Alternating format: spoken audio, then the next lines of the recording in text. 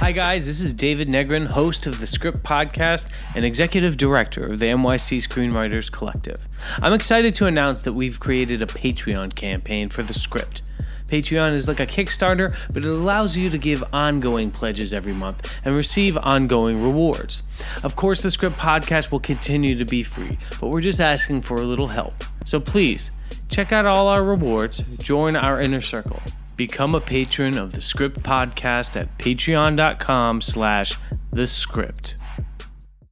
My mom, my dad, I have a family.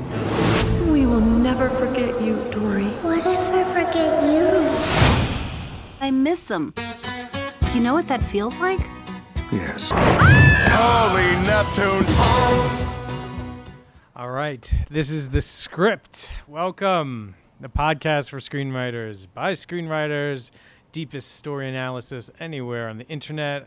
At The Script, we believe that story moves pages, story moves product, and story moves people. Tonight, Finding Dory. And with me, our screenwriters, Alka Khushalani and Alec Pollak. Hello. Welcome, guys. Thank you. Finding Dory, our first sort of Pixar movie. Yes.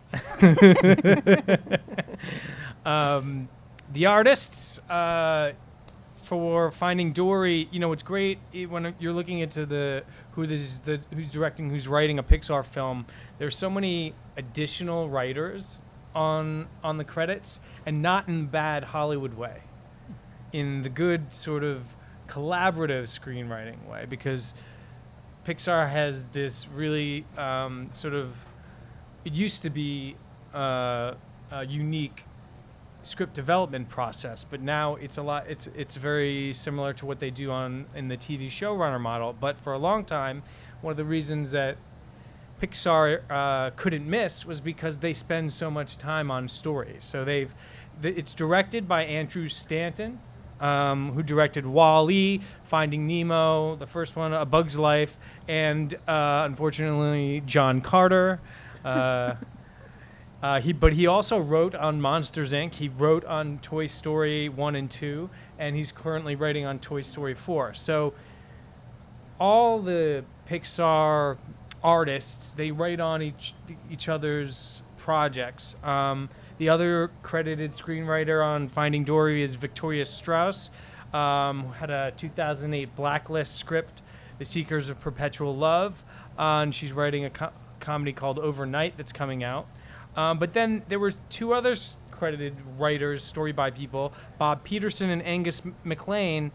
And Bob wrote on The Good Dinosaur, and he wrote on Up, and he wrote on Finding Nemo. And Angus MacLane was an animator. He was a Pixar animator on Toy Story 2 and 3, Up, Wall-E, Ratatouille, The Incredibles, Finding Nemo. So sort of the Pixar story runs through the veins of all the Pixar people. And when there's 5 people credited on a Pixar movie, it's because they spent time writing collaboratively, not like a Hollywood feature script development process where it's people rewriting other people's stuff and producers firing one writer and then the other. So I hope we get to talk about that tonight. The other thing we might talk about tonight are Pixar's 22 Rules of Storytelling. Have you guys heard of these?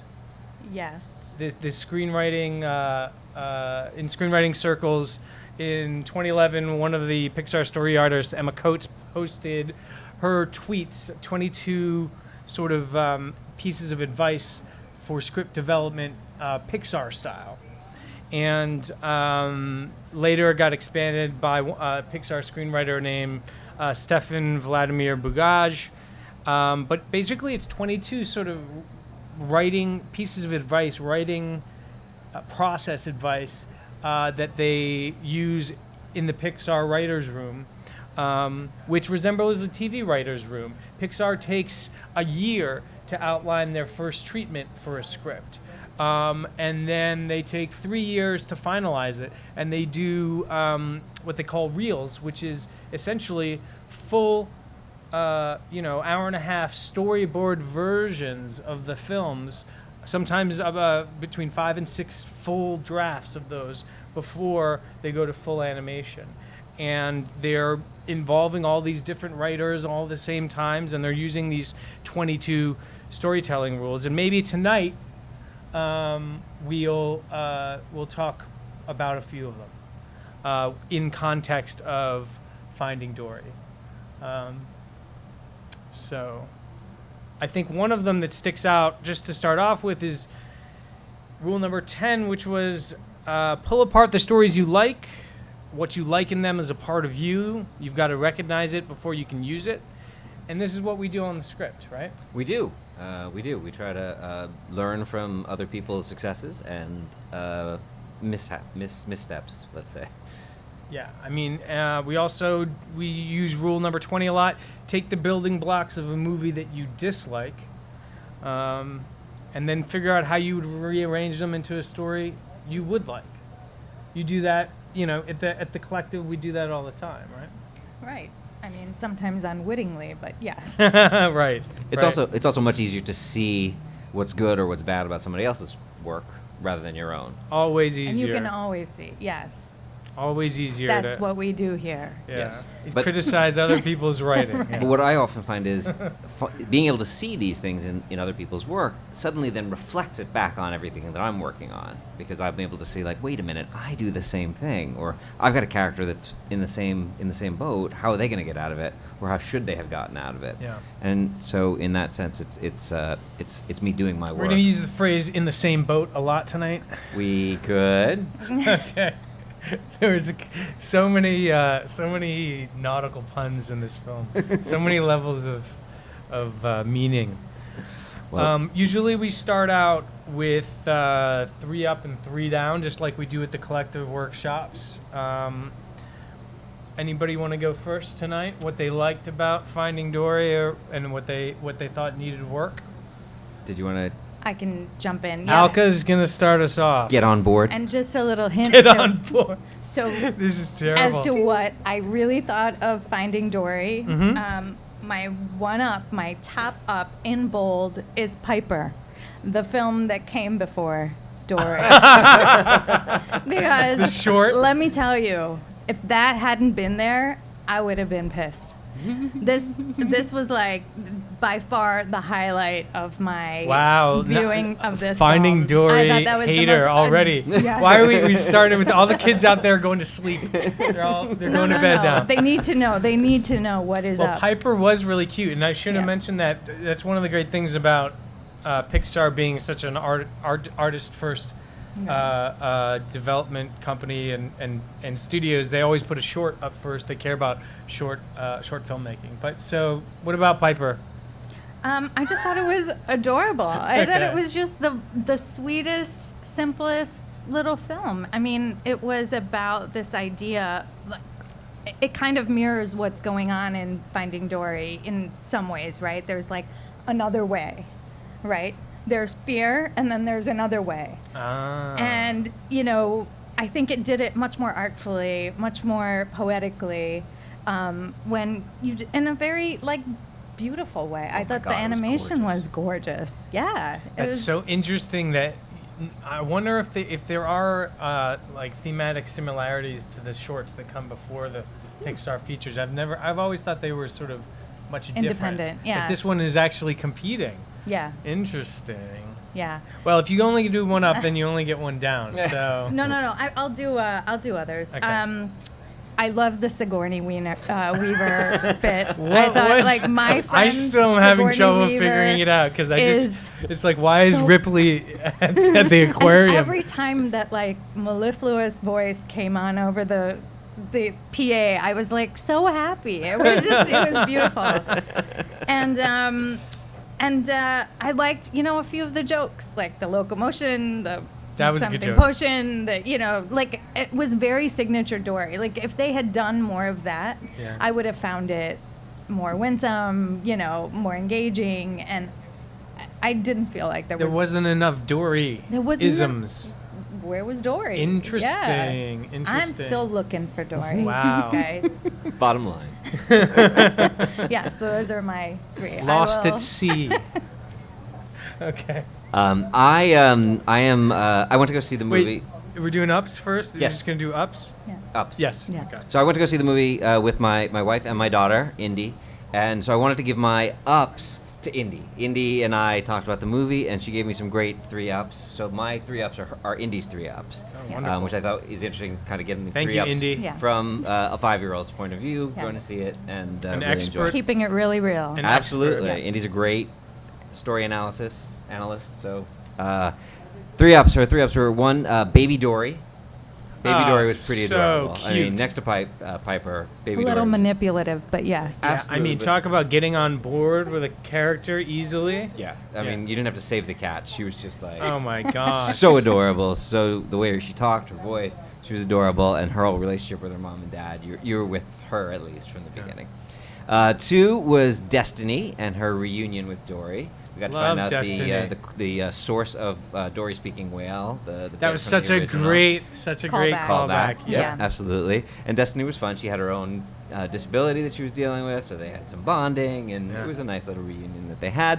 And finally, Indy's 3rd up was all the friends Dory meets along the way, which I thought was also, it was one of the trademarks of Finding Nemo, where you had all these great supporting characters that helped them along on their journey, and I think they tried to replicate that as best they could, and perhaps went over the top a little bit. But again, Indy loved all of the different characters that they met along the way: the seals, the birds, everybody. So So that's an interesting that you bring that up, because I was, and I'm the only one on the panel who doesn't have kids, right? And so maybe That's why you look so refreshed and right. That's your right. pores are so clean. Right. That's why I don't look right like Walking Dead. No, you guys look great. You guys look All right, David, got go it ahead. together. I mean, you must be on, drinking carry or on. something. But to me, it's like kids are so resilient. I have to remind myself of that. They can meet a bunch of friends, and then next year they graduate and not be in a class with any of them, and meet a whole new bunch of friends. Because I was so worried that none of the fish from the tank from Finding Nemo were in this movie, and I was like, ugh. But then, then Indy's like, I love all the new All the people new you meet people, yeah. along the way, and I think that's wonderful. That's great. Indy is very good at making friends and excited about making friends. So there's the reflection. There were some great new friends in Yeah. this. Yeah. My 3 ups. Yes. Okay. I really loved just this one even more than Finding Nemo. Finding Dory was a metaphor for special needs children. The Pixar movies masterfully operate on 2 levels, and on the adult level, we had even more of that in Dory than we had in Nemo. Hank was missing a leg. Destiny was the nearsighted whale. Bailey had broken echolocation, and it found me the setup of Finding Dory had me thinking about Dory's disability. Dory's as a special needs child, even more because we saw the parents struggling very much with that, and I kept trying to figure out if there was a direct metaphor, whether Dory was, her short-term amnesia is not really that much of a thing. I don't think that's a real disability. It's more of like it's a storytelling mechanism that came out during the Memento era, or the Chris Nolan Memento era. But maybe it's a metaphor for an ADD child or a child with special needs who can't focus. So I thought that was wonderful, and it pulled the heartstrings for me all the way through, even with Dory as an adult fish. Then what's my other? Oh, I loved the new setting. I was really worried in the first 20 minutes when we were going on a journey in the ocean again. I was like, well, we already explored the ocean in Finding Nemo. If we started exploring new ocean, I'm like, they came up with most of the best stuff, and that's where the aquarium comes in. And I'm like, you know what? That's a great storytelling choice. That's a way to make this film different from the last film. We get to explore this new world.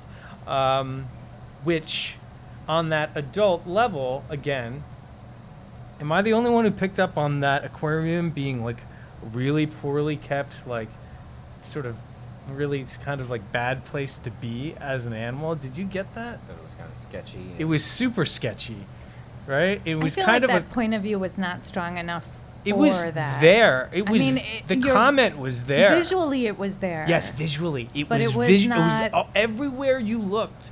The It was- animals didn't seem unhappy to be there. In fact, you have. What like, about the Hank, polka? What do they call it? The kids? The The hands? hands-on thing, right? Where the kids get to handle the fish. It was like the most evil thing And that's to all of also them. a callback to Nemo, where Nemo has that. He's in the dentist's fish tank, remember? And there's Darla, The child. who's like the picture of Darla, the Right. horrific child who's the alternative, Right. to And- where he right, is and- now, and- or the open ocean. And the child who can't take care of a goldfish is one kind of nemesis, but the aquarium, as in the era of Blackfish and SeaWorld, this was a huge commentary on aquarium culture, and I thought that was great that they got that in there, and they didn't ever say it. It was always visual. It was there, and I love Destiny. I wanted a Destiny movie. She was funny, and she has this other disability that's really a great match for Dory's disability, which makes them such good best friends. Like, I want to see, Destiny and Dory's high school reunion. Like that movie. She's on Always Sunny in Philadelphia, right? That's right. Not the whale, but Not the whale. No. Downs. Let's keep them to 3. Okay. Let's Where keep them shall to I 3. begin? This is G-rated also. I just felt like it was a joyless commercial enterprise from beginning to end. I mean, this was about Pixar being in the sequel business now. That's what this was. And I felt like, it was so driven by its own need to please that I felt like all of it, you could see the God in the machine. Could you be specific? I would say this idea of having short-term memory loss and relying heavily in terms of plot on flashbacks. For God's sake, what is that? Yeah. I had no once you start with the flashbacks from this person who cannot remember who it is, her charm, it is her thing. Yeah. It's I know you're giving that to me, the audience member. Yeah. And those flashbacks, they were the worst thing that we know about flashbacks. They didn't, propel the story forward. Yeah. So those characters were so bland. Those parents. Yeah. I mean, come on. Rule number 19 of the Pixar storytelling rules is that coincidences to get characters in trouble are great. Coincidences to get them out of it are cheating. And I think there was a lot more of the coincidences. A lot of that. There was plenty of getting them into trouble too, but too much getting them out of trouble. And Dory's memory slowly coming back was kind of the same thing again and again. And it was also it defied that internal logic, right, of what we were watching. It did not fit. And I felt I did not love that it took place in the Marine Institute because it presented no danger. Yeah, it's not such a nice place, but I didn't feel it took that position strongly enough. And there was no danger. In the first Nemo, there are sharks, there are nets, there are boats, there are, what have you. Yeah. There's this The open ocean is a lot scarier. Full of stuff. And we got to the Marine Institute by the end of Act 1. Right? Yeah. Which to me was okay, I couldn't even remember how we got there. It was, I turned into Dory. It made me Dory. What happened? No, I liked it as a mechanism because I didn't want to re-explore the ocean again. But you're right, the jeopardy was not as high. Yeah. Yeah. And I think wasn't one of the sea lions Idris Elba? one was Idris Yes. Elba and the other was Dominic West. When I heard Idris Elba, I was like, he's gonna save us. I mean, there's no jeopardy if No. Idris is around, you I know? know. I wish. Come on. I wish. Yeah. I love that it was a reunion for them, the two of them from The Right. Wire. Yeah. Right. Yeah, right. Hilarious. What else? And I felt like, in terms of the character work in general, and this is my last down, but the character work was so deep in the first Nemo, right? We saw like causation from beginning to end, and here I just felt like we saw a plot moving forward, and by the time the like octopus is driving the truck, I'm out. Octopus drove the truck. I'm done. Let's put that one down. Like I just and not we're gonna put not that in a good way. Octopus drives the truck off the cliff. And if your octopus is driving a truck, you're in trouble. You're doing some crazy shit with your plot. I would note that when he drives off the bridge, he drives over. The truck flies over all the fish, right? Including Destiny, who is a whale shark. So they literally jumped a shark. In Finding Dory. Beautifully done, David. Beautifully done. But I also feel like you can't do that without, like, can't you, it wasn't even clever in that moment. Like, I thought, what if they had said to each other, something's crossed over in me? Yeah. Or some, like, wink to Thelma and Louise or something that they were doing, just something. It's like, to get like there? a little They bit missed more the point whimsy. of driving a truck off a cliff, because the idea of driving a truck off a cliff is it's dangerous to do that. But if you have fish driving a truck off a cliff into water, that's not dangerous. Right. That's just going home. But why are they driving the truck? Yeah, well, then there's Why? Yeah. How? No, that's really where I'm gonna agree with you. In Nemo, all of the parallels of the sea universe and the rules, they had parallels that made sense, logical sense in the real world, right? We could acknowledge them. They had Mr. Ray was running the school bus. the school bus, and the Crush was the turtle who was the parent who was really good at letting their child out of supervision and go with boundaries, whereas Marlin had all this trouble because he had the trauma of losing his wife and everything. So there was good parallels there, but as soon as you took the fish, as soon as the fish were doing things out of water, like even with the Hank driving the stroller and then driving the truck, that really got sort of jumped the shark, and it took me out. It sort of broke the rules of the universe for me. Scientific point here: aren't octopus water creatures? Like, don't they breathe underwater? You mean Like in real that's life? the problem? As a you have marine problem with? biologist, I'm going to say yes. starting right I'm going to there. say yes. Yes. And I don't think that they're all that they can transform like chameleons They either. can. Some Some, species, yes. but most of them not really. But yeah, okay. So my downs were that same one, which is when you start having, you don't have real world parallels for the fish universe. It starts to feel like you're trying to impress us, and I really feel the third act had a ton of that. My other down was I was sad that the fish tank animals didn't come back from Nemo, but I guess that's fine. They did Who? after the credits.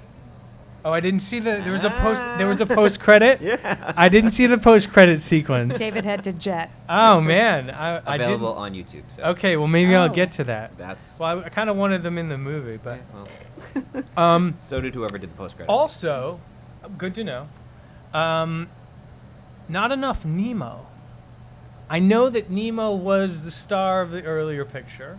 We got plenty and Finding Nemo had two plots. The A plot was actually Marlin and Dory, and the B plot was Nemo getting out of the fish tank, Right. which was sort of your A plot for Finding Nemo was this odyssey, this journey, this hero's journey, and then Nemo had kind of a little heist movie going, right? The B plot was Right. like a little heist movie. Yeah, and perfect.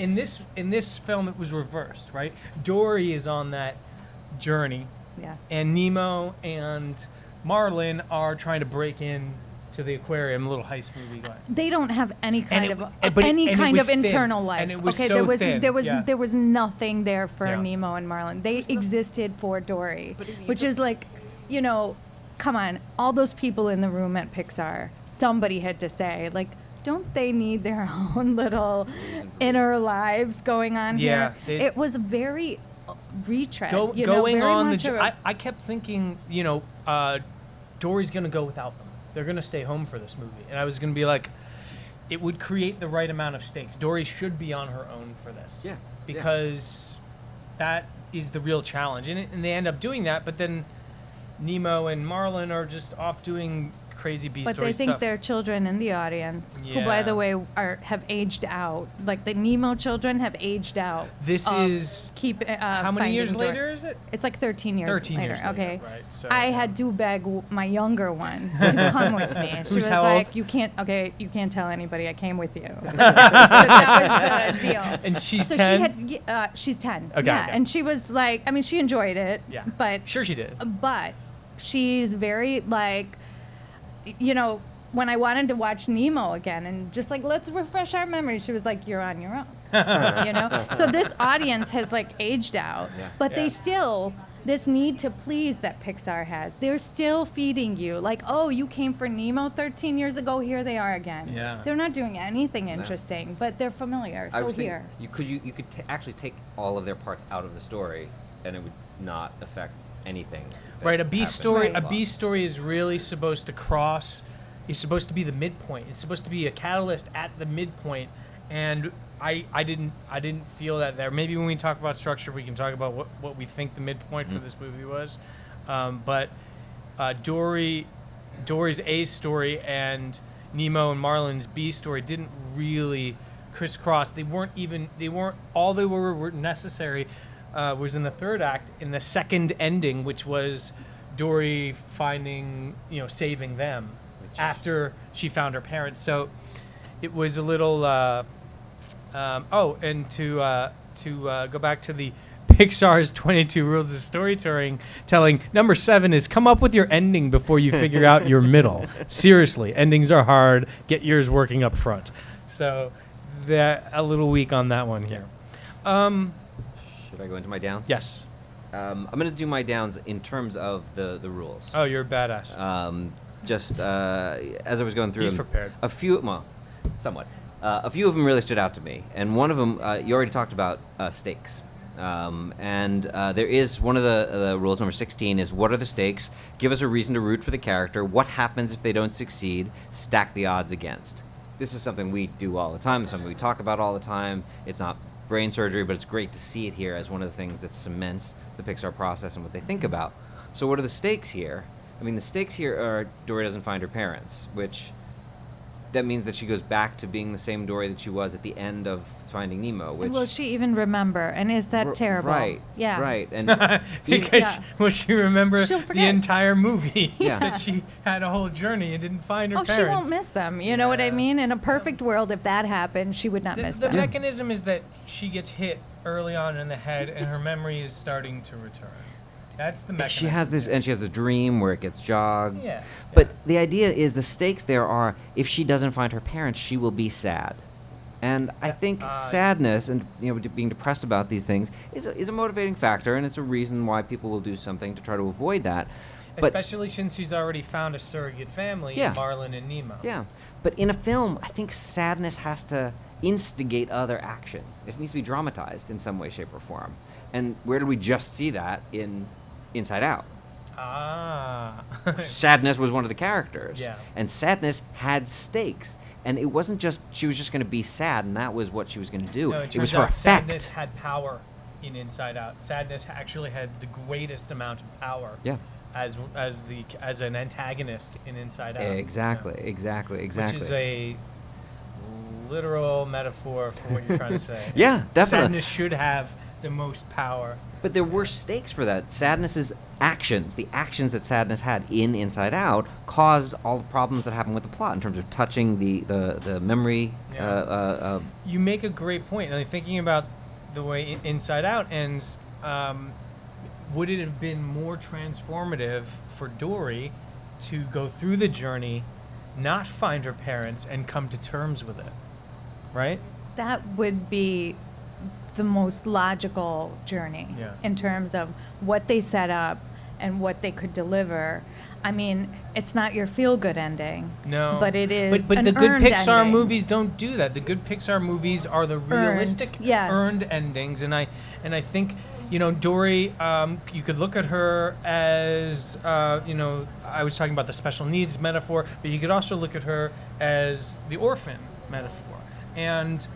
You know, the orphan being reunited with their parents, that's the fairy tale ending. Pixar Right. is not supposed to do that, Nope. right? They're Right. better than that. Yeah. Well, and again, this leads to kind of my next down, and I looked at it as the number 10 that you were talking about. Pull apart the stories you like, which we always do. What do you like? What you like in them is a part of you. You've got to recognize it before you can use it. Fine. I think it's something we always do in terms of pulling these things apart. But one thing that I was putting out there is what you like about a movie might not be what you like about the sequel. Say that again. It's so good. So it's this idea of what you like about a movie might not be what you like about the sequel. Yeah. Think about the great sequels that we've encountered. Are they the same movie as their predecessors? No. I mean, some of the examples. Empire Strikes Back, absolutely. But even like the Godfather Part 2. absolute There different you go. kind of movie, exactly, which had a different structure and a different story. Even Toy Story. I mean, talking in the Pixar world, each of the Toy Story movies has had its own story structure that's different and apart from the others.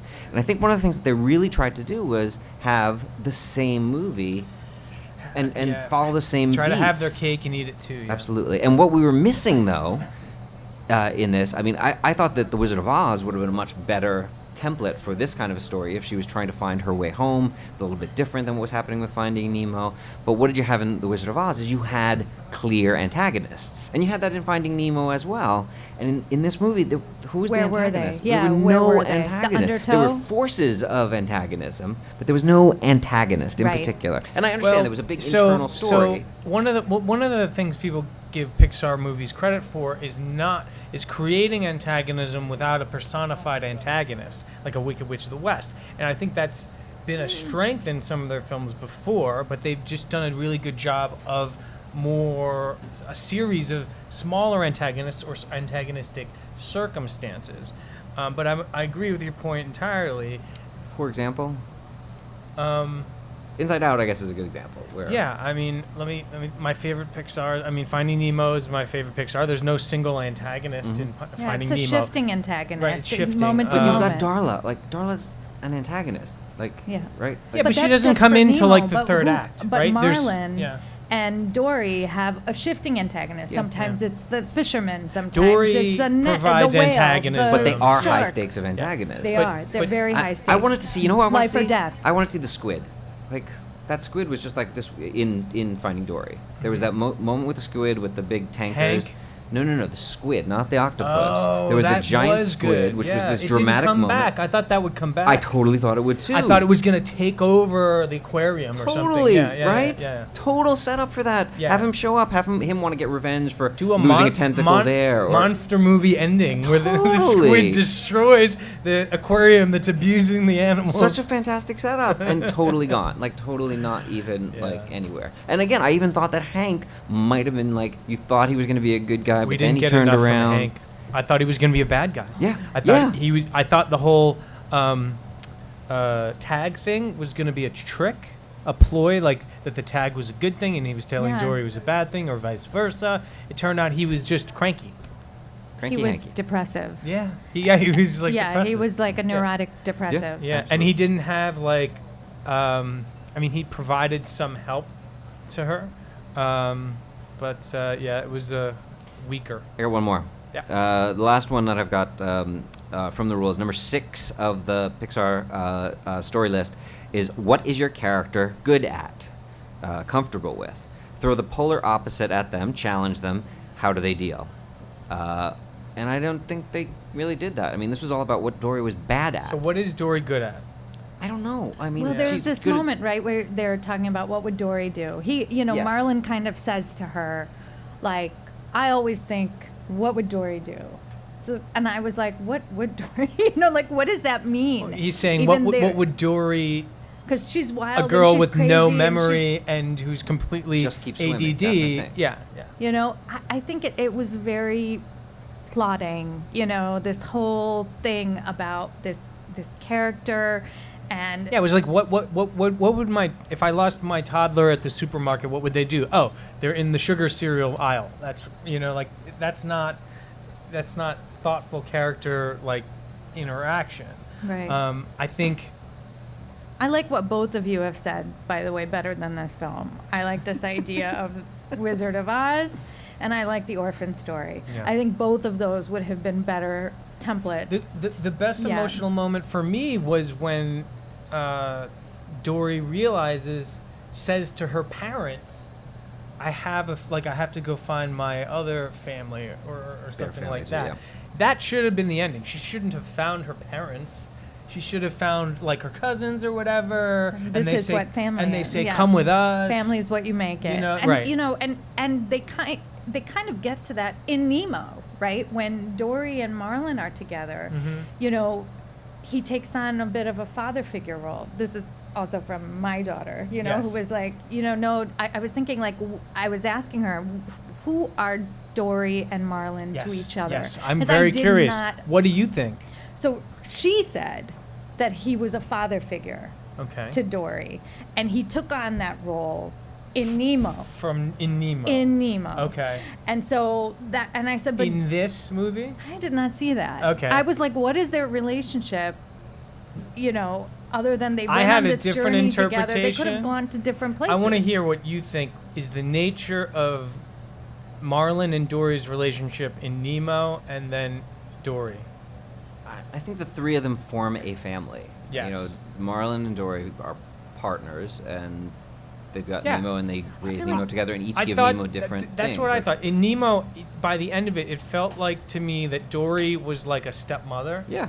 a second wife to Marlin, and Nemo, you know, really liked the stepmom.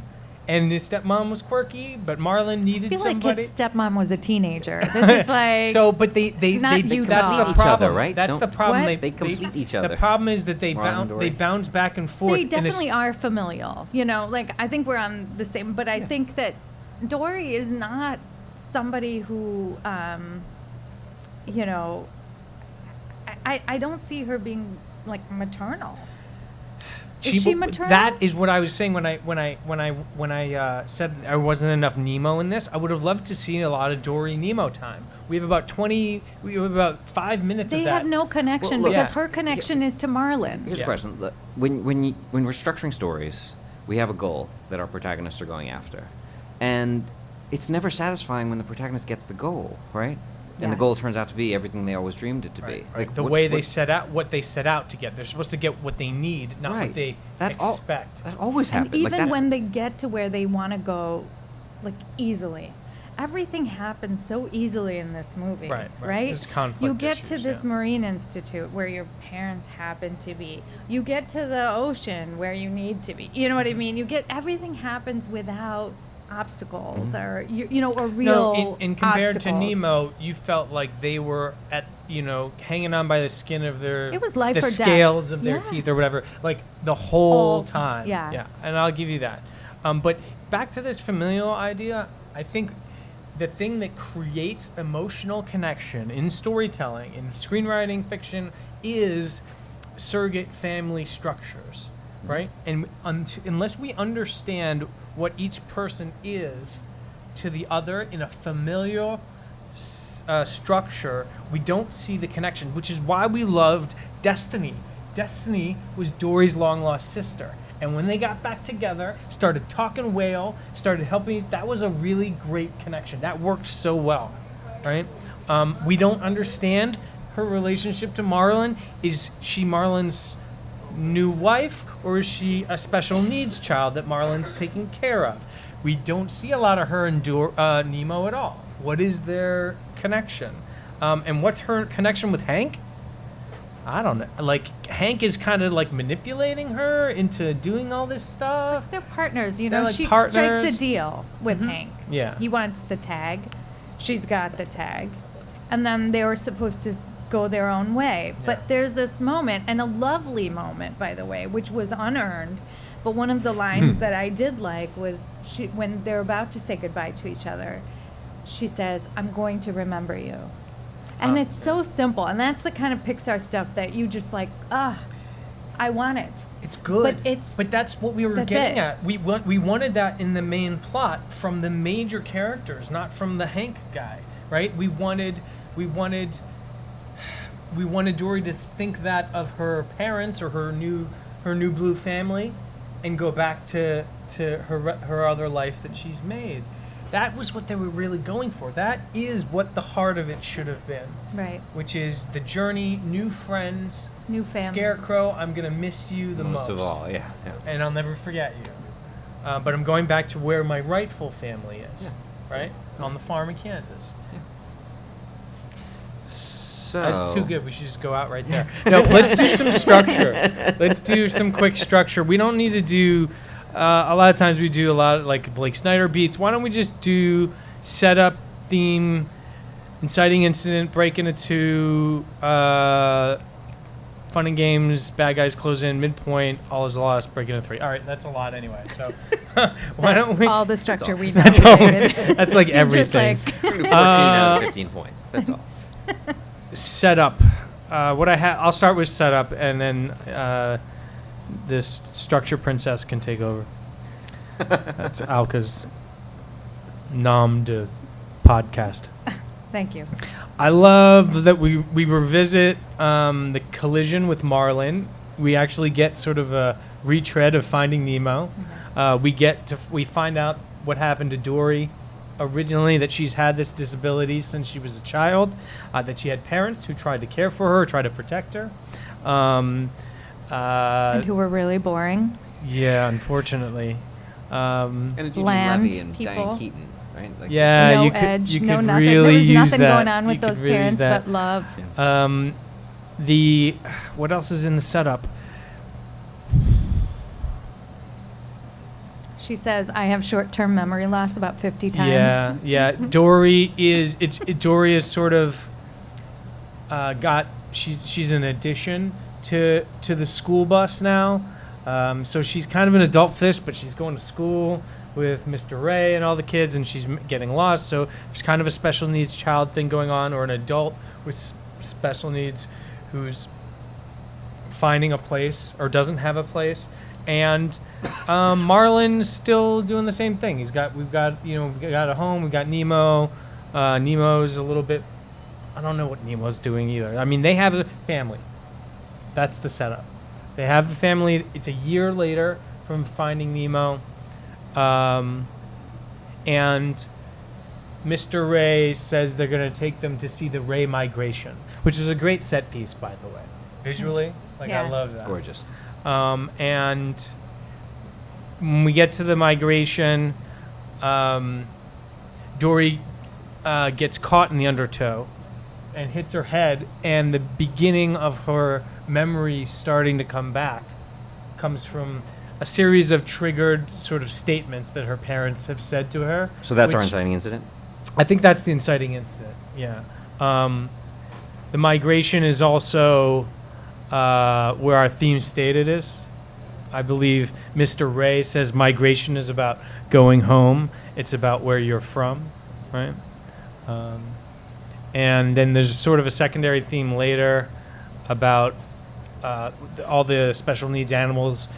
You can accomplish whatever you put your mind to, because Dory finally finds her way to her parents, even though finding her way and remembering things and unlocking a mystery would be something very difficult for her. But that's what I got for setup, theme stated, and then inciting incident. I miss anything? You're good? I'm good. All right. Break into two? The break into two is when Dory is picked up by the Marine Life Institute. Okay. So she is on this quest to get to Morro Bay, and they get there very easily, lickety split. Yeah. Well, if they had gone through the ocean, it would have been Finding Nemo again. So they couldn't do more ocean, which is I'm glad they didn't. I don't know. I mean, I think it's like there should have been something. Yeah. It definitely felt like, how did we get here? For me, it was disorienting. They got with like- Crush and the other turtles, and they got on the they got there. Yeah. And then, so she's picked up in this little 6-pack thingy, and she is taken into the institute while Marlin and Nemo are left behind. Then you have the B story, right? Yeah. So our B story is Hank. Or is it Marlin and Nemo? Structurally, it seems to be Hank is when, that's when Hank comes in. That's when Yeah, Hank's that's where relationship- Hank comes in. But I say this with a question mark because that B story is like, it's paper thin. It's not. It's more of a C. You're right. Structurally, like a mentor would show up, and the dynamic between them would propel the movie forward. I don't know. But so is Marlin and Nemo. That's yeah, paper but thin. That's got even. That's the trouble. We have a lot more screen time with Marlin and Nemo trying to find Dory. So that's more of a solid B story. The real test for the B story is when it does it cross with the A and incite the midpoint, and then cross with the A and incite the break into 3 at the All Is Lost. So is it Cleveland? I think then it's Hank. Yeah. Hank crosses at the midpoint, right? I mean, Okay. it's like. I want to hear what you think the midpoint is, but we'll get there. We'll get there. But is it the Cleveland story? Like that whole aspect of Cleveland, is that part of Hank's story? The idea that this truck is going to Cleveland and Hank wants to be on it? Yeah, I think the truck it's that does deal. come back in the end I and think going to it's- Cleveland. Yeah, I think it's the deal the bargain they make. Like Hank is this octopus who is neurotic, depressive, and does not want to be released. He's a sad dude. Like Sigourney Weaver's whole thing is, what is it?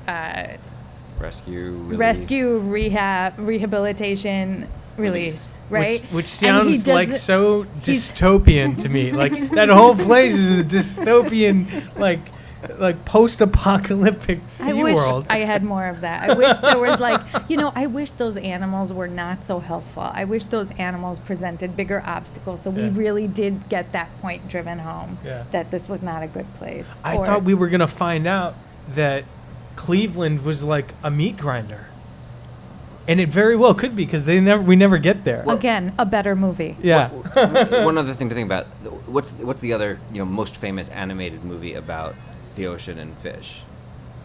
It's The Little Mermaid.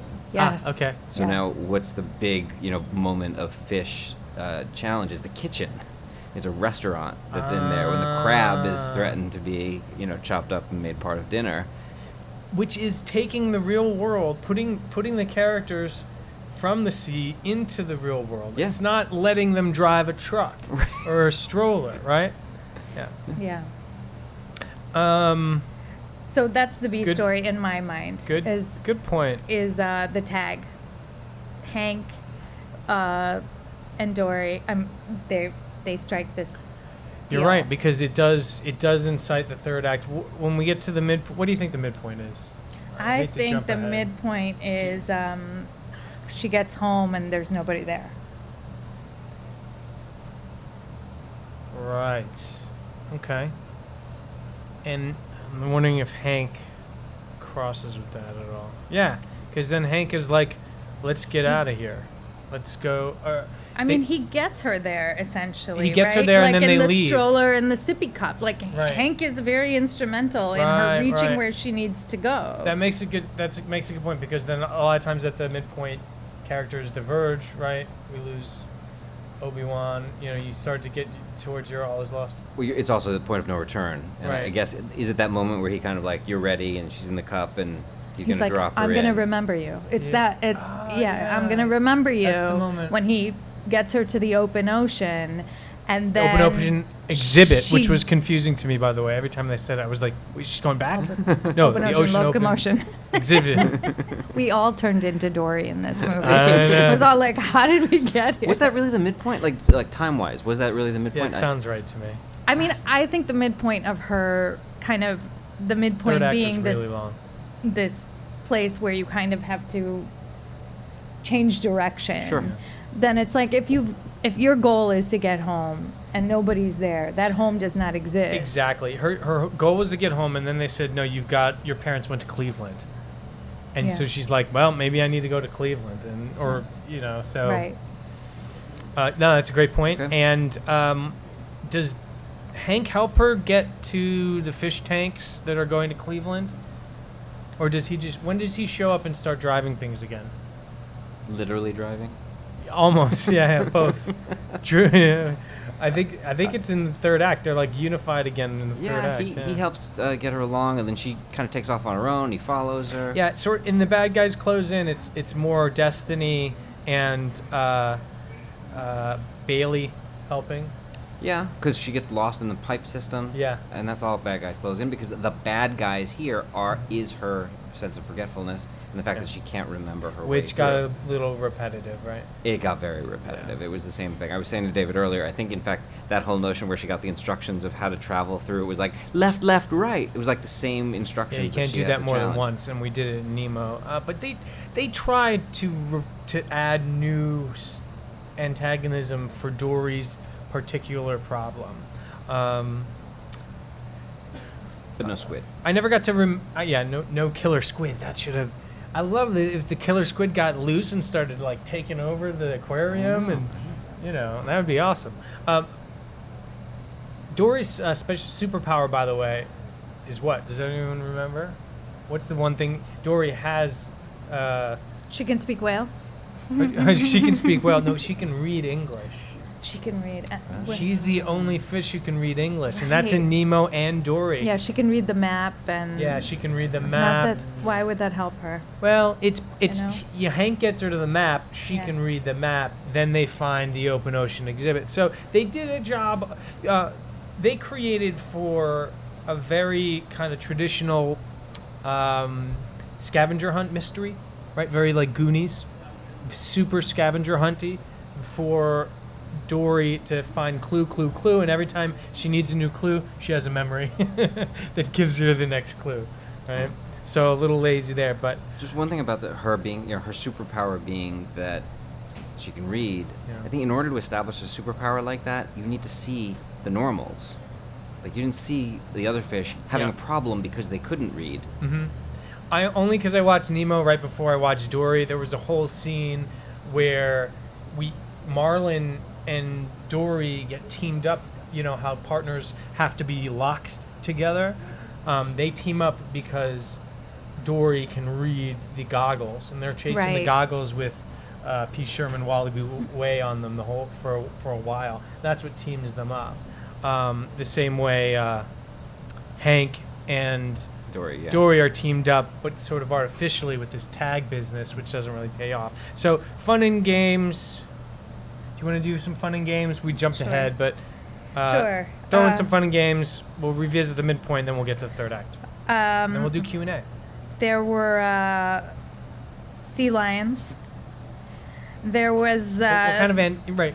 the crazy-eyed Becky, the bird, the mangy bird. Oh, wait, it's scary. Who was? It has like infrared vision. I love that. Yeah? I really thought was like dark. I wish there was more of Becky. You know, Becky was. She never spoke, right? Becky was dangerous, and Yeah. Becky was like, like you didn't know whether Becky was gonna be on your side Uh-huh. or was she gonna land you in something else, which I loved. It's just like that's a much better mentor than Hank, right? Who's like this Becky's nuts, right? Yeah. And Well, she seems to be. Her characterization is that she's nuts. Yeah. Right. Everything she did worked out just fine. subconscious. Yes, Except she did get distracted by popcorn. Yes. Yeah, which was great. Which is so, again, using the anthropomorphized animals, but then bringing them back to their roots. Yeah, I think that was like there was real logic there. I mean, it made a lot of sense to have Becky characterized as she was, and then there was all this Hank getting Dory around in a stroller and a sippy cup. if I might go back to the rule number 5 in the Pixar 22 Rules of Storytelling is simplify, focus, combine characters. Maybe if we combine Hank and Becky, we would have had a really great mentor B story. Or horror movie. Yeah, a little bit. But Dory would have been cool with it, right? If Dory's partner was like a scary, crazy person, she would have been like, okay, keep swimming, you know? Yeah. That would have been fascinating. We would have been talking about this movie. Like Dory teamed up with almost like a homicidal sort of partner, and it helped her find her home. It would have been Silence of the And Dory. later, and you know what? And then at the end of it, they could have quarantined that animal for being dangerous to the other animals and taken it away, and she could have been, bye, I'll never forget you. But we would have been like, this animal is dangerous to children and other animals and humans, and misunderstood. Oh, so Right. that's a much better ending. Yeah. I'm telling Yeah. you, Silence of the Dories. Yeah. Fantastic. Right. So, And the hands and the kid zone is also in this. Oh, yeah. This is I loved this little set piece, right? Yeah. So the one of those moments after they're trying to get where they're going, and I can't remember how they ended up in the kid zone because they were in the gift shop 2 seconds ago, and then they're in the kid zone. I don't know how they got there, but they're there, and there are all these hands coming down underwater to grab the animals. Awesome. And it was beautiful. It was real, like it was danger. Yeah. That's why you felt for them. It's like, finally, they got to sweat a little. It was 10, what's the little girl's name from Nemo? Darla. It was like 10 Darlas all like playing with And them. I love that characterization. That feels like fearless storytelling, where you're actually taking on your audience and All right, our midpoint again was the Hank Getting home. gets her to open ocean exhibit. Bad guys close in, becomes what? Lost in the Pipes. Undertow. The crabs tell her that all the bluefish are in quarantine and headed to Cleveland. Mm-hmm. But she now wants to get to Cleveland, but she's given away her tag, and then she gets lost again. And then Bailey uses the location to get her out. Right, so Bailey just instantly sort of gets his echolocation back. It was He can do it. Yeah, it was the He can. information Yes, that he he never can. lost it. He just It was like a thought- psychological. there It was all total along. psychological. See, I would have liked to see him earn it back. Totally, yeah. know? Do something. Yeah. Because Destiny operated with her disability the whole time, right? Yeah. So I just they were funny. The two of them were pretty funny. They were funny. They were funny. But I- you know, it just- underdeveloped. Exactly. It's the extent of it. It just struck me what movie would have been a possible template for this. Do you guys know the movie U-Turn? I don't. Check out this movie. Stumped. It's Sean Penn Mm-hmm. and Jennifer Lopez. Oh. What? Yeah, and Billy Bob Thornton is one of the antagonists. Is that like is it like okay, I think I may have It's seen they're it. they're yeah. stuck in this small town in the Southwest, and just they can't get out of the town. Things just Well, keep what's the detail getting that wrong. helps? Things just keep getting wrong Yeah. throughout the whole thing. But it's the extent to which things go wrong to trap them there. And that's screenwriting, period, right? I think the stakes. If Pixar has a secret weapon, it would be represented in Pixar's rule number 12, which is discount the first thing that comes to mind, and the second, and the third, and the fourth, and the fifth. Get the obvious out of the way, and surprise yourself. A lot of Pixar's successes previously is this secret weapon. They spend so much time hammering their story that the scenes end the way you don't expect them to. It's what Robert McKee would refer to as a gap in expectations. Mm-hmm. And I've heard this referred to as the hardest thing in screenwriting. But I think, yes, creating plot that the audience doesn't see coming is one of the hardest things. I think what's even harder is what you were saying earlier, which is attaching an emotional connection to those conflicts as well. Oh my Not God. just every scene having an ending that's different, but every scene having an emotional charge. Yeah. And again, we were talking about it in context of Zootopia, which I'm just so Zootopia. taken with these days as this film, again, not just as a kid's movie and not just as an animated movie, but every single scene in Zootopia turns on this emotional charge. And I've been so into watching that and appreciating it with Indy that seeing Dory now just didn't have that. It was missing that emotional charge, which is so ironic because it's all built on this emotional story Yeah. of this little girl trying to find her way It's home. unfortunate. Can you give us an All Is Lost? The all is lost is when Dory is at the quarantine area, I think. Right. She sees all the fish are in tanks Kind of like her cousins. and her parents are not there. And someone says to her, your parents never came back from quarantine. Mm-hmm. So there's that whiff of death. You got it.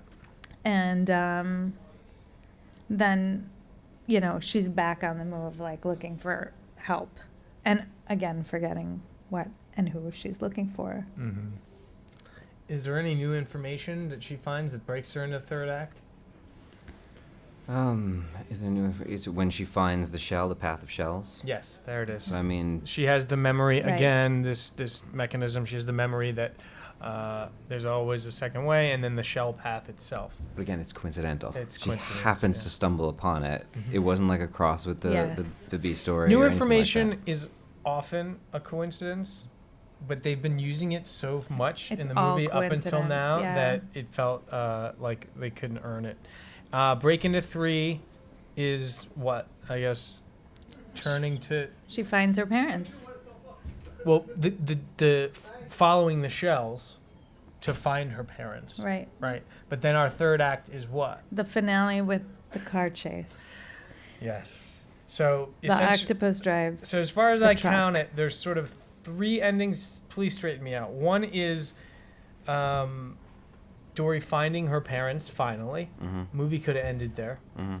Second ending was now that Dory's found her parents, she has to go deal with Nemo and Marlin, who have somehow gotten kidnapped On the and truck. their lives are in danger.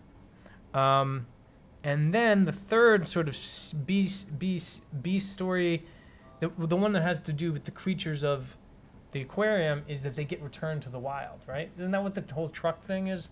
They get returned to the sea, released, as it were. Yeah, and mainly Hank. I mean, that was the thing that she was trying to convince Hank to be free and not think that life in a glass What bottle. was in Cleveland? What See, happens in If Cleveland? we had gone all the way with the dystopia, Cleveland should have been Soylent and Green, right? Cleveland should have been a meat grinder, and then Hank and everybody should have found out, and then they should have had to escape the horrible humans and But they release didn't themselves. take that. They didn't go. They all didn't that way. take that Maybe strong they're hinting- stand. I mean, it's hard in a Pixar movie to go that dark. But the fact, I don't know. Up was pretty dark when it needed to be. Inside Out went pretty kind of to dark places in the Sophisticated. human. Yeah, that's the thing. Like you were saying, Pixar's not afraid to go. Look at Toy Story. They were went through hell. Literally went through hell in Toy Story 3. It was amazing. I think that the best compromise they could have made was have Dory's parents not be alive or have been dead, or we find out that they are actually dead, and then she has to save Nemo and Marlin, Yeah. who are her real family anyway, and then she gets to say goodbye to She her new makes her own friends. family. Yeah, right, I which think is a better- that is the earned ending in Right. all of this Because because we all get- all these animals helped her. Mhm. And it seems kind of unfair that she would just toss that out for, okay, now I have to go off looking for Marlin again. Now I have to go to my parents, and none of you matter. You know what I mean? Did any of them get out? Did anyone get free? Did Destiny and Bailey get freed? It's hard to know. We don't know. It's hard we to don't know. And I hope they don't make a sequel. And I hope they don't I hope they don't make. I guess we're moving along to summary thoughts here. I It's really, clear really hope. that they want to make a sequel. Yeah, They will. Pixar movies come in threes. Toy Story's doing a number 4. So, Finding Marlin. break into 3. Any comments on the third act? We should have been a completely different third act, basically. Yeah. It was tacked on. It just did not feel organic. Didn't feel it was part of what was going on. It didn't feel like any of the setup from everything else that had happened came back. Let's go back to that graveyard where the squid was. That was such a setup location that I was waiting for something to happen there wow, and call and it back. didn't come back. Nothing happened with that. The turtles didn't show up. I again. mean, there was like I said, we jumped a whale shark. we jumped right? a whale shark. But the truck thing itself, reminded me a lot of Indiana Jones, you know, seeing like Spielberg when he's got all the truck action sequences. And the fourth Indiana Jones had a jump the shark moment. They call it nuking the fridge. Remember? Indiana Jones. Did you see the fourth one? Kingdom I did of not the. see the fourth one. Yeah, But Crystal Skull. all of that stuff that you're talking about happens in the beginning of the second act. And That's the all fourth fun and one games. was Yeah, it should be. considered It's not the third act. worst. Oh, it should- correct? yeah. Yeah. The fourth Indiana Jones. Yeah, it's not was considered acknowledged the, by like, most. Yeah. Yeah. It's not. Yeah. It's not canon. The closing image, though, Shouldn't be. right? The Yes, closing clo- image okay, when they match are at them the up. end. Well, just at the closing image, they're back home, right? And Dory goes out to the edge to look out at the view, and that we close on that, and everything is well and good. And it's Marlin and Dory together, kind of looking out, and she's back home with her new family Right. again. And she back has where she started what's her from. last line? It's It was like about how really beautiful it is, and yeah, it really is. or I remember. There was another like I remember see. reference, because the opening image is little Dory not remembering anything. Unforgettable, right? Unforgettable. Excellent. Right. Yeah, yeah. It's unforgettable. It's beautiful. It's unforgettable. Right. So the opening image is cute little Dory with her parents. Can't remember anything, and then it's more mature Dory after the journey with Marlin back looking at the scary open ocean, which continues to be open. After Dory's parents and Nemo's parents, everybody, they've got this whole huge family, and all of a sudden Mr. Ray is not teaching and Hank is the teacher now. So yeah, okay. All right, we covered that. I want to thank the members of our audience who came out tonight and anyone online. Let's do a few minutes of Q&A. We've talked long enough. Down front, my friend, our biggest fan tonight. You have a question for us on Finding Dory or anything you heard tonight? Do you want to go first? You've been preparing all night. I have, and I've been writing a lot.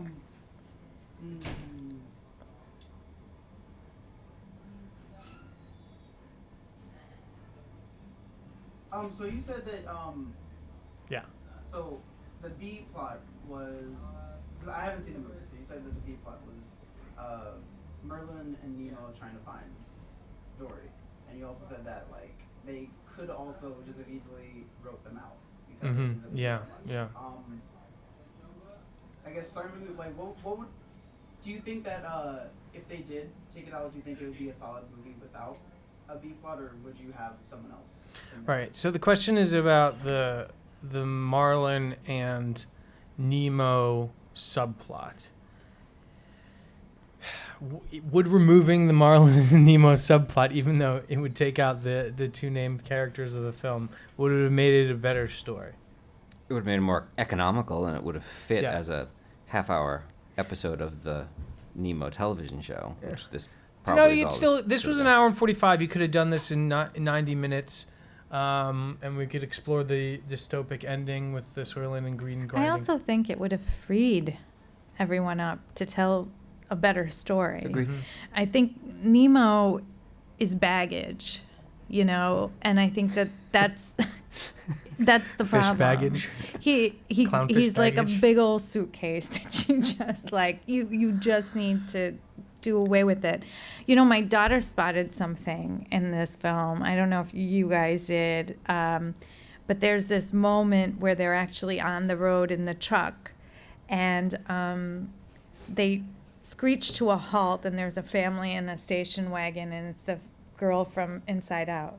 Oh, it's Riley? Yeah.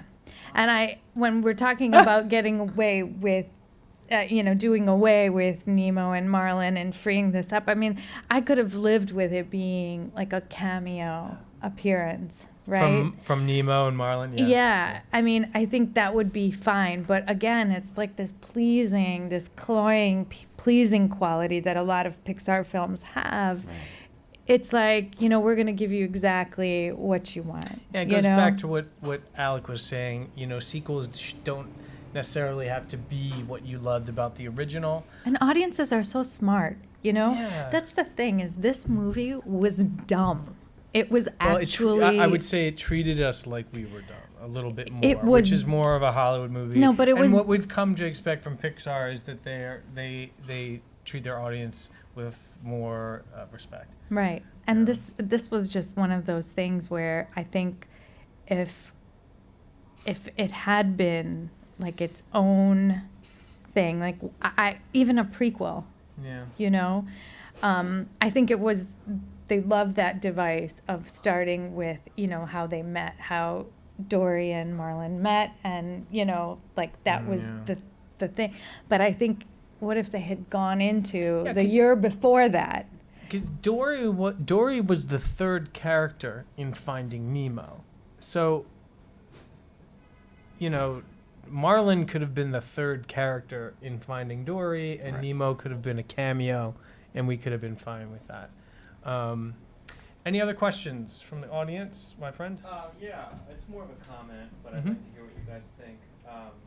One thing that I thought was interesting about the film that I didn't think that they really explored enough was this idea about being present, about how Dory was always trying to reach for something that she couldn't get or couldn't have.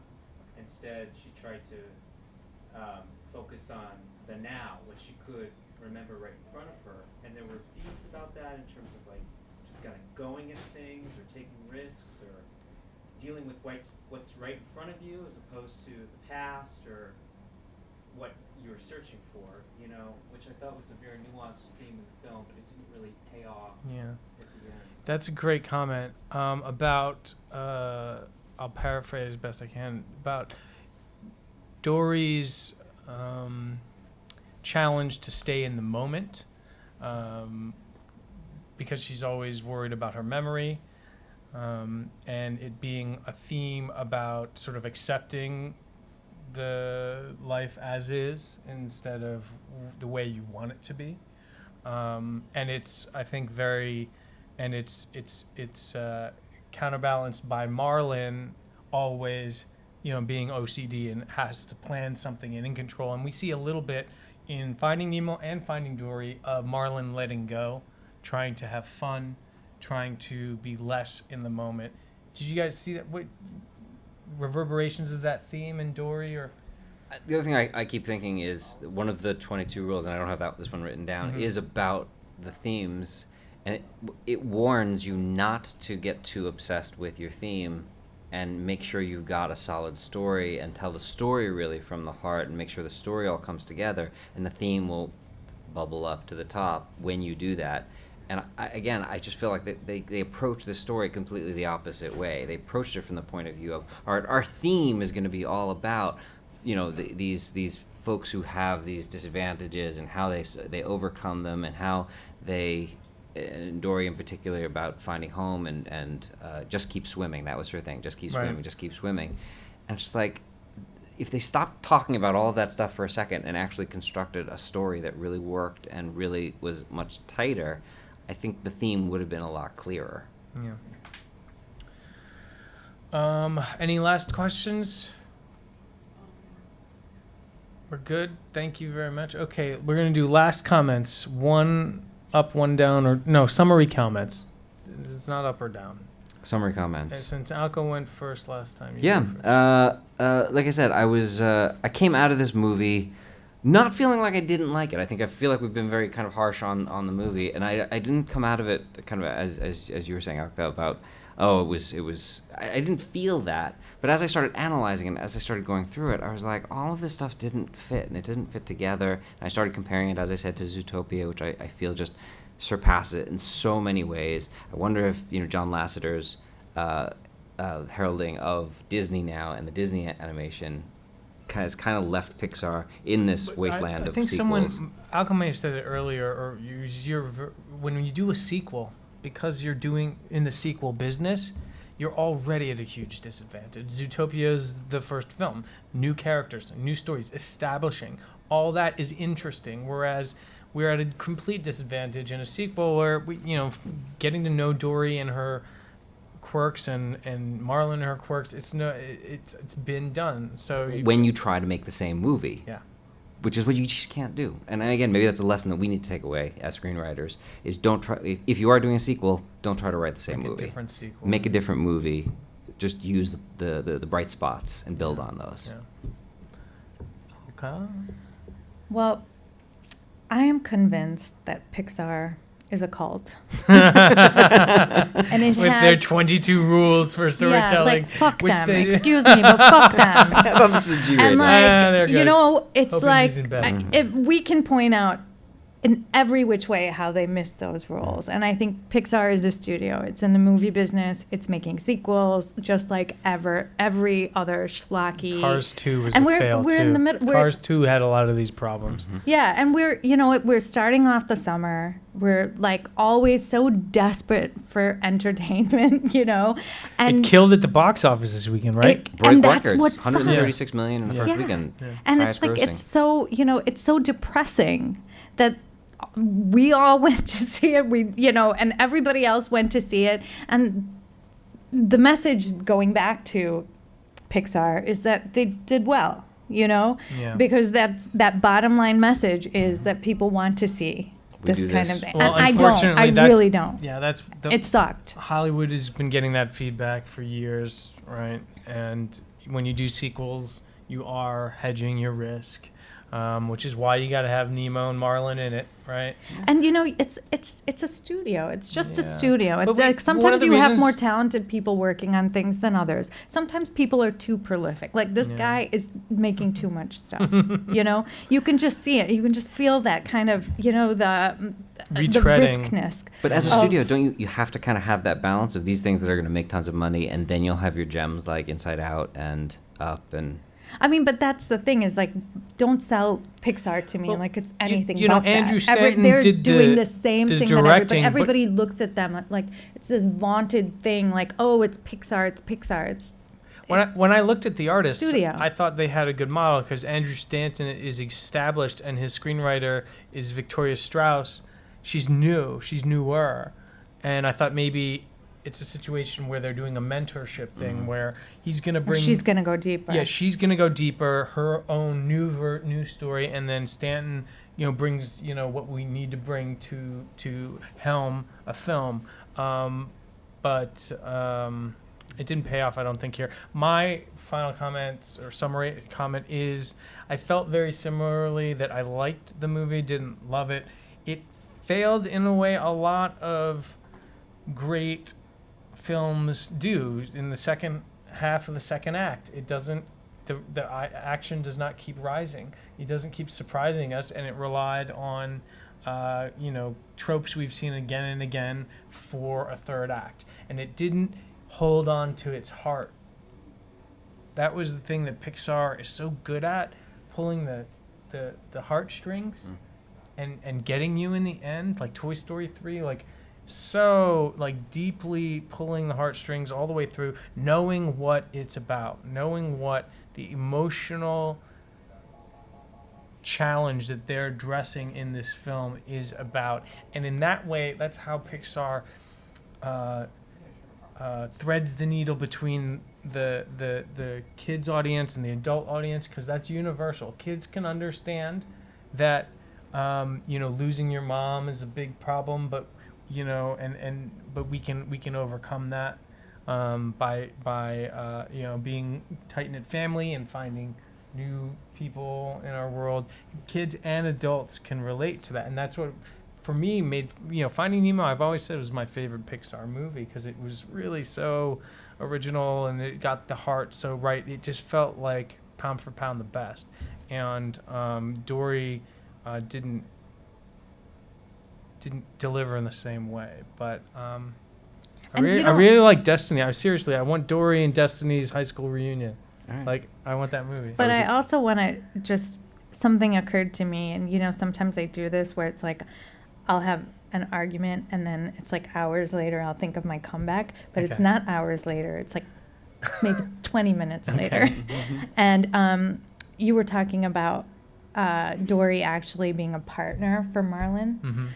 That doesn't stand on this idea of her being an adult fish, a grown-up fish, Yes. right? Because she's out looking for her parents still. you know? And there's a kind of ceiling to that, the believability of that, and why that's important. Like, that means you still need that guidance, right? She's no partner to Marlin. They got attached to the idea that Dory needed to find her parents. And that was a hamstring. You know, she could have been an adult. Plenty of adults go looking for the genealogy of their family, the history of their parents, the hometown, somebody who knew them. You could have had that if we weren't so tied to the fact that she's looking for them actually and to be reunited with them. As, you know, but I think I want to thank you guys. Alec Pollak, Alka Khushalani, Adorama, David Negrin. thank you. Chewy, our tech, and our audience out there tonight. Thank our Patreon subscribers. You can follow the script on our Facebook page by searching for NYC Screenwriters Collective. Follow us on Twitter at ScriptFeed. You can support the Script Podcast at patreon.com/thescript. Good night.